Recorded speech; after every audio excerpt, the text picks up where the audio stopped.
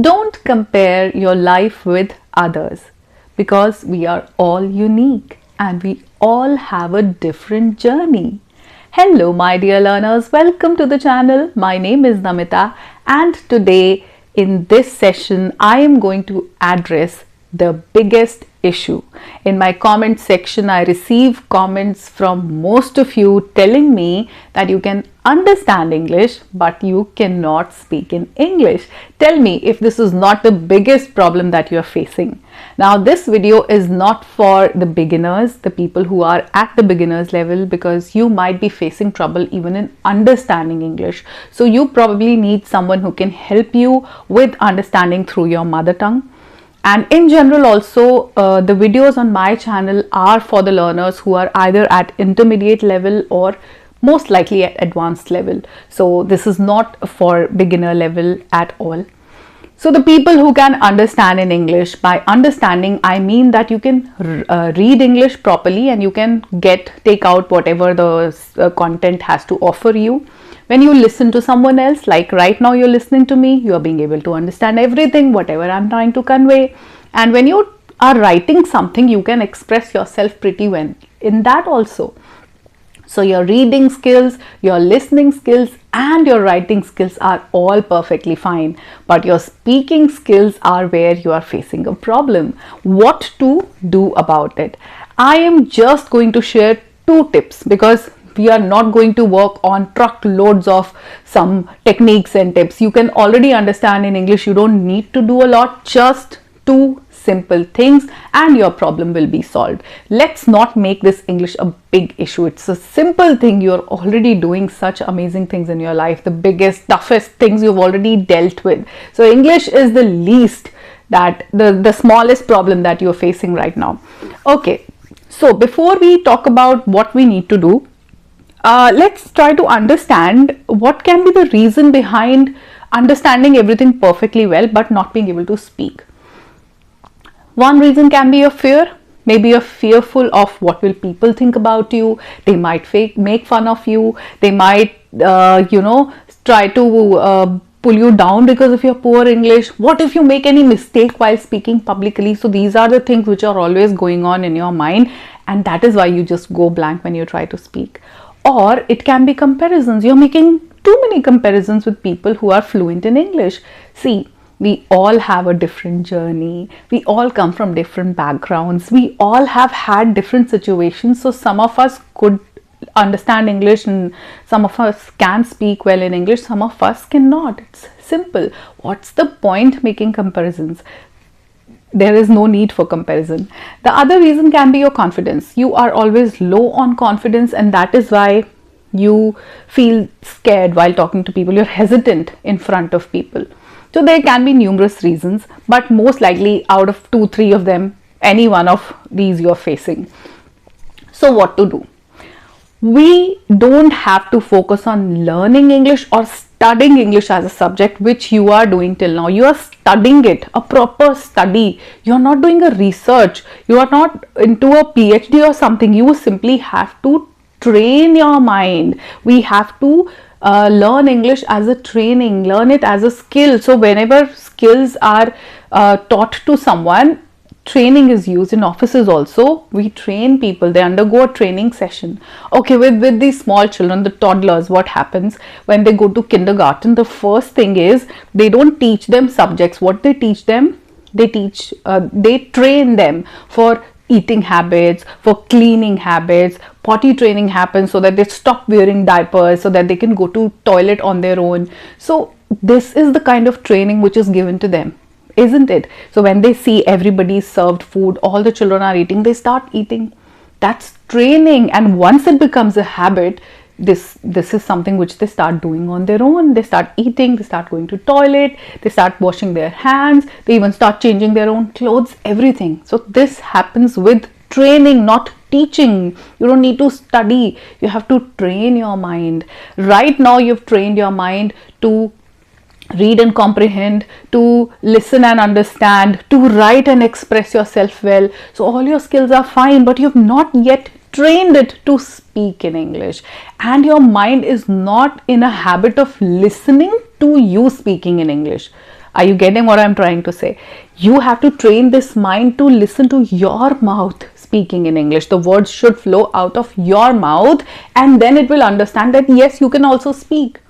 For that, you have to train it. How will you train it? The first thing you will do is you will start talking to your own self. Use self-talk. Don't, keep it aside, because it is a very underrated method. No one talks about it often. People would talk about conversations on different platforms, but no one talks about self-talk. Self-talk is very, very, very significant to build up your language skills. The people, the children, the youngsters, the adults, whoever speaks fluent English has not joined any institute and has not paid for conversations on different platforms. These are the people who would talk to themselves. These are the people who build up their own language skills. You can do it too.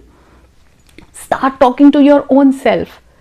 When you talk to yourself, there is a different comfort level. You don't have to use any filters. You can talk to yourself about your pain, about your sorrows, the happy feelings, the sad feelings, the romantic emotions, the suffering that you're going through. When you talk to someone else, and that too on a platform with an expert, do you think you'll be comfortable? You won't be, because you'll already be daunted by their presence. Oh, they're speaking so good, I have to be my best, and then you'll make more mistakes.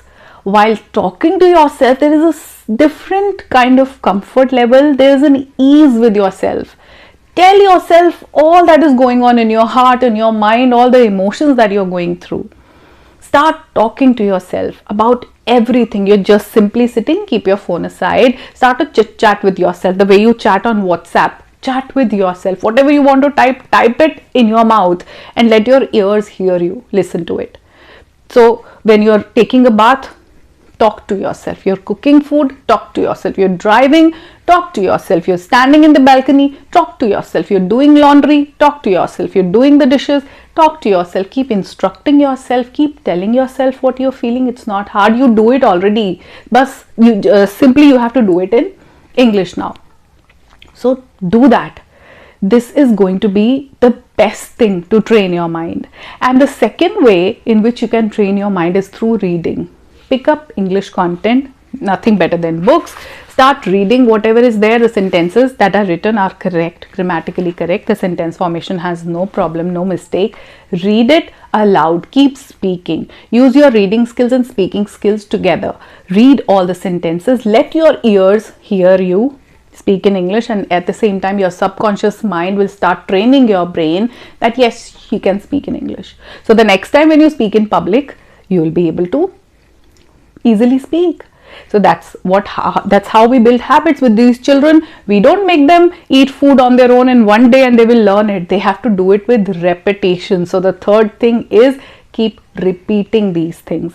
Do self-talk and reading repeatedly every day, because you want to build it a habit. So 3 things to train your mind: self-talk, reading aloud, out loud. Your voice should come out and it should reach your ears. And third thing is repetition. Keep repeating these activities. Keep speaking in English. That's the best way. The second thing you have to do is you have to start giving yourself topics of your choice. Everybody is having a different situation at the moment. A teenager would like to talk about love, romance, relationships, career. They would love to talk about going out, traveling, friends, party, hanging out. A person who has already crossed 30 years of age would like to talk about relationships, stress, anxiety. Someone who's already over 60 would like to talk about spirituality, about peace, about contentment. So what situation are you in? You have to decide and start giving yourself topics accordingly. So if right now you are in the age of 35 to 40 to 50, suppose that's your age group. So that's what YouTube is telling me my audience is from this age group, most of you. So what are your primary things right now? It's finance. You can talk about money very easily. You can talk about relationships, home. You can talk about families. You can talk about the problems that the nation is facing. Friendship, relationship. What is that topic which you are very comfortable in and you can speak without Googling it? Give yourself that topic and start writing about it. I'm not saying speak it, write about it first, because this is something you can easily do. So first of all, we have to build a comfort zone which we are already comfortable in.